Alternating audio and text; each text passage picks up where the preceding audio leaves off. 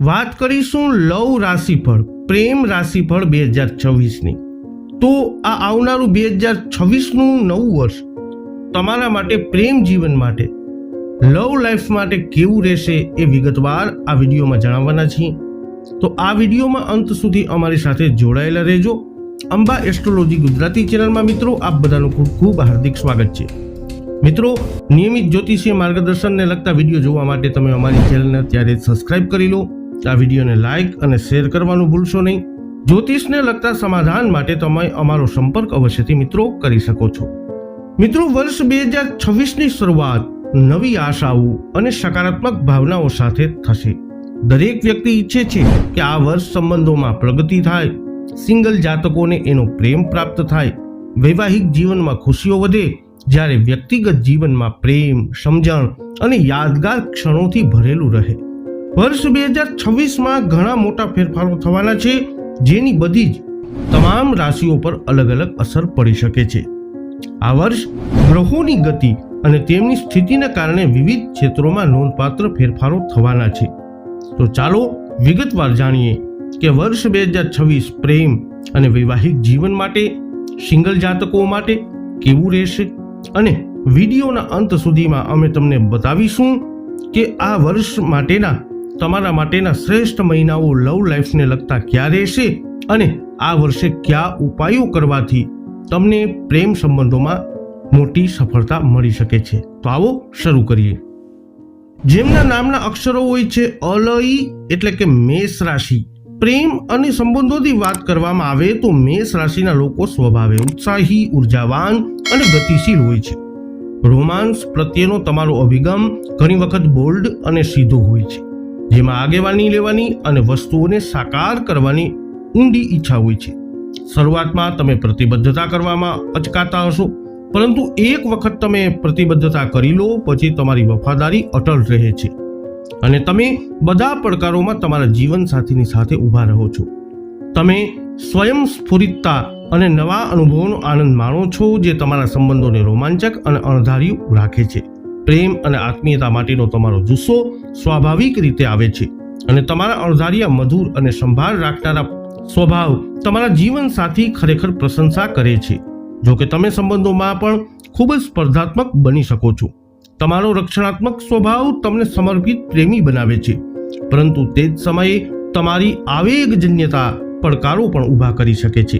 તમારો ઝડપી ગુસ્સો તકરારનું કારણ બની શકે છે, પરંતુ તેટલી જ ઝડપથી માફ કરવાની તમારી ક્ષમતા તમને કોઈ પણ તિરાડોને સુધારવામાં મદદ કરે છે।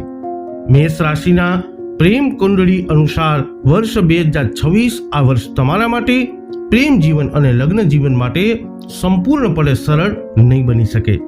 તમારા બીજા ભાવમાં શનિ અને તમારા સાતમા ભાવમાં રાહુનો પ્રભાવ સંબંધોમાં પડકારો અને વિશ્વાસના મુદ્દાઓ તરફ દોરી શકે છે।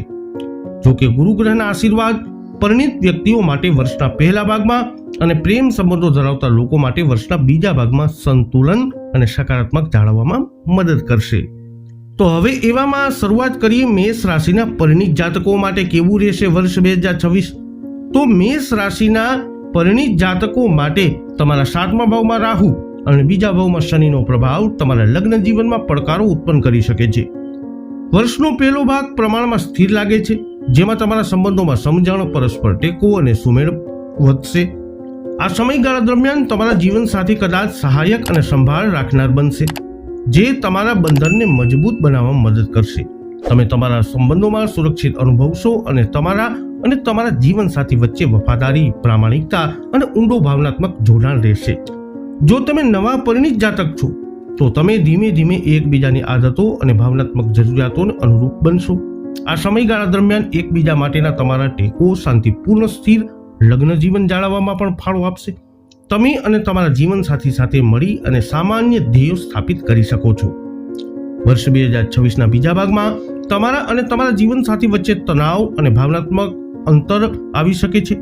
તમારા લગ્ન જીવનમાં ગેરસમજણો, ખોટી વાતચીત અને દલીલો ઊભી થઈ શકે છે, જ્યારે આ જરૂરી નથી કે શારીરિક રીતે અલગ થવાથી સંકેતો હોય, તો પણ તમે તમારા જીવનસાથીથી ભાવનાત્મક રીતે અલગ થઈ શકો છો। જો તમે તમારા પરિવારનો વિસ્તાર કરવાની યોજના બનાવી રહ્યા છો તો વર્ષ 2026 કદાચ તમારા માટે સૌથી અનુકૂળ વર્ષ ન પણ હોય। સિવાય કે તમારી જન્મ કુંડળી તેને સમર્થન આપે. ગ્રહોનો પ્રભાવ સૂચવે છે કે આ વર્ષ બાળ જન્મ અંગે ધીરજ અને કાળજીપૂર્વક આયોજન કરવાની જરૂરત છે. આ સમય દરમિયાન તમારા લગ્ન જીવનમાં આત્મીયતા અને ઉત્સાહ સરેરાશ રહેશે. તમારા લગ્ન જીવનમાં સુમેળ જાળવવા માટે તમારા ગુસ્સાને કાબૂમાં રાખો. આવેગજન્ય પ્રતિક્રિયાઓ ટાળવી અને તમારા જીવનસાથી સાથે ખુલ્લી અને વાતચીત કરવી પણ મહત્વપૂર્ણ છે. પડકારો અને ગેરસમજણોને દૂર કરવા માટે વિશ્વાસ અને સમજણ ચાવીરૂપ રહેશે. હવે વાત કરીએ મેષ રાશિના જાતકો માટે વર્ષ 2026 પ્રેમ જીવન કેવું રહેશે. તો મેષ રાશિના જાતકો માટે પ્રેમ જીવન 2026નું આ વર્ષ ભવિષ્યવાણી બતાવી રહ્યું છે કે આ વર્ષ સંબંધોમાં રહેલા લોકો માટે રોલર કોસ્ટર રાઇડ જેવું લાગે છે. વર્ષનો પહેલો ભાગ તમારા જીવનસાથી સાથેના બંધન અને સમજણની દ્રષ્ટિએ વધુ અનુકૂળ લાગે છે. તમારા સંબંધોમાં વધુ સ્નેહ અને હૂંફ રહેશે. ગુરુનો પ્રભાવ સકારાત્મકતા, સ્નેહ અને સ્થિરતાની ભાવના લાવશે. આ વર્ષ તમને તમારા બંધનમાં ભાવનાત્મક અને શારીરિક બંને પાસાઓનું અન્વેષણ કરવાની તક આપશે. તમે સાથે વધુ મજા અને આરામનો સમય વિતાવી શકો છો, જેનાથી તમારા બંધનને મજબૂતી મળશે. તમારા જીવનસાથી સાથે રોમેન્ટિક રજાઓ ગાળવાની યોજના બની શકે છે અને તમે તેમને તમારા મિત્રો અને સામાજિક વર્તુળ સાથે પણ રજૂ કરી શકો છો. આ તમારા સંબંધ વિશે વધુ સ્પષ્ટતા અને નિશ્ચિતતા આપશે, જેનાથી તમે વધુ સુરક્ષિત અને પ્રતિબદ્ધ અનુભવશો. જો કે વર્ષના બીજા ભાગમાં તમારા સંબંધોમાં કેટલાક પડકારો આવી શકે છે. તમારા ભૂતકાળનો કોઈ વ્યક્તિ અથવા પરસ્પર મિત્ર દખલ કરી શકે છે, જેનાથી વિશ્વાસના પ્રશ્નો અને ગેરસમજણો ઊભી થઈ શકે છે.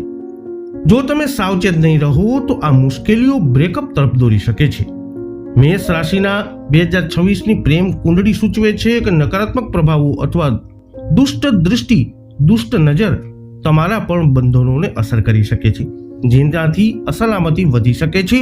વધુ પડતું વિચારવાથી તમારી ચિંતાઓ વધી શકે છે, જેનાથી વસ્તુઓ ખરેખર છે તેના કરતાં વધુ ખરાબ લાગવા લાગે છે. યાદ રાખો કે આ ફક્ત એક કામચલાઉ તબક્કો છે. જો તમે ખરેખર તમારા જીવનસાથીને પ્રેમ કરો છો અને તેની કદર રાખો છો તો ઉશ્કેરાટમાં આવેગજન્ય નિર્ણયો લેવાનું કે દુઃખદાયક વાતો કરવાનું ટાળો. તેના બદલે તમારા સંબંધોમાં સકારાત્મક વાતાવરણ જાળવવા પર ધ્યાન કેન્દ્રિત કરો.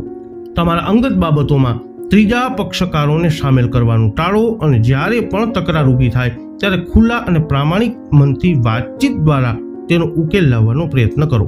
હવે વાત કરીએ વર્ષ 2026 મેષ રાશિના સિંગલ લોકો માટે કેવી આગાહીઓ અને ભવિષ્યવાણી બતાવી રહ્યું છે. તો વર્ષ 2026 જો તમે સિંગલ છો અને પ્રેમ અથવા લાંબા ગાળાની પ્રતિબદ્ધતા શોધી રહ્યા છો તો આ વર્ષ મિશ્ર પરિણામો લાવી શકે છે. વર્ષનો પહેલો ભાગ નવા લોકોને મળવા માટે પ્રમાણમાં અનુકૂળ છે, પરંતુ ઊંડા ભાવનાત્મક જોડાણો બનાવવા પડકારજનક બની શકે છે. તમે ડેટ પર જઈ શકો છો અને નવા સંબંધો શોધી શકો છો, પરંતુ વસ્તુઓ ગંભીર હોવાને બદલે કેઝ્યુઅલ રહી શકે છે. જો તમે સગાઈ કરવાનું વિચારી રહ્યા છો તો સાવધાન રહો, કારણ કે અચાનક અવરોધો અથવા બ્રેકઅપ થઈ શકે છે. જો તમારી કુંડળીમાં 7મા ભાવનું સ્થાન નબળું હોય તો આયોજિત સગાઈ રદ થવાની પણ શક્યતા છે. વર્ષના બીજા ભાગમાં તમારા ભૂતકાળમાંથી કોઈ તમારા જીવનમાં ફરીથી પ્રવેશ કરવાનો પ્રયાસ કરી શકે છે, જેનાથી ભાવનાત્મક મૂંઝવણ અને દુવિધાઓ ઊભી થઈ શકે છે. આનાથી ભૂતકાળ અને વર્તમાનની લાગણીઓ વચ્ચે સંઘર્ષ થઈ શકે છે, જેના કારણે તમારા પ્રેમ જીવન વિશે સ્પષ્ટ નિર્ણય લેવામાં મુશ્કેલ પડશે. વર્ષ 2026 મેષ રાશિના લોકો માટે પ્રેમ જ્યોતિષ આ વર્ષ ગંભીર પ્રતિબદ્ધતાઓમાં ઉતાવળ ન કરવાનું સૂચવે છે. તમારા જીવનસાથીને સમજવા, સુસંગતતાનું મૂલ્યાંકન કરવા અને ધીમે ધીમે વિશ્વાસ બનાવવા માટે તમારો સમય કાઢો. જો તમે લગ્ન કરવાનું વિચારી રહ્યા છો તો ખાતરી કરો તમે અને તમારા જીવનસાથી બંને ભાવનાત્મક અને માનસિક રીતે પ્રતિબદ્ધતા માટે તૈયાર છો કે કેમ. મેષ રાશિના પ્રેમ જીવન માટે મહત્વપૂર્ણ મહિનાઓની વાત કરીએ તો વર્ષ 2026માં મેષ રાશિના અમુક મહિનાઓ વધુ અનુકૂળ રહેશે, જે પ્રેમ અને સંબંધોને આકાર આપવામાં મહત્વપૂર્ણ ભૂમિકા ભજવશે. પરિણીત લોકો માટે મે, સપ્ટેમ્બર અને ઓક્ટોબર સૌથી અનુકૂળ મહિનો રહેશે, જે તમારા સંબંધોમાં વધુ સમજણ અને સુખદ જોડાણ લાવશે. સિંગલ અને રિલેશનશિપમાં રહેતા લોકો માટે જુલાઈ મહિનો સૌથી રોમેન્ટિક અને સંતોષકારક મહિનો રહેવાનો છે. હવે વાત કરીએ મેષ રાશિના જાતકો તમારે વર્ષ 2026માં કરવાના ઉપાયોની. તો દર શનિવારે શનિ મંદિરમાં જાઓ અને શનિદેવને કાળા તલ અને સરસવનું તેલ અર્પણ કરો. બીજા ઉપાયની વાત કરીએ તો તમારા રૂમના વાયવ્ય ખૂણામાં તમારા અને તમારા જીવનસાથી અથવા જીવનસાથી જે પ્રેમમાં છો જેની સાથે એનો ફોટો અવશ્ય મૂકો. ચંદનના સુગંધિત રૂમ ફ્રેશનરનો ઉપયોગ કરો અને તમારા બેડરૂમમાં લવંડર પ્લાન્ટ રાખો. તમારા સંબંધોમાં આંતરિક શાંતિ અને સંતુલનની ભાવના કેળવવા માટે તમારા જીવનસાથી સાથેના યોગનો અભ્યાસ કરો. તો મેષ રાશિના જાતકો વૈદિક જ્યોતિષ શાસ્ત્ર અનુસાર પ્રેમ સંબંધોની દ્રષ્ટિએ, લવ લાઈફની દ્રષ્ટિએ વર્ષ 2026 કંઈક આવું રહેશે તમારા માટે. આ વિડીયો અંગેના તમારા અભિપ્રાય, તમારા મંતવ્ય કોમેન્ટમાં જણાવજો. વિડીયોને લાઈક કરજો, શેર કરજો. આપ નવા છો અથવા હજુ સુધી આપે અમારી ચેનલ સબસ્ક્રાઇબ નથી કરી તો અવશ્ય સબસ્ક્રાઇબ કરી લેજો. ફરી મળીશું નવા વિડીયોમાં. જય અંબે.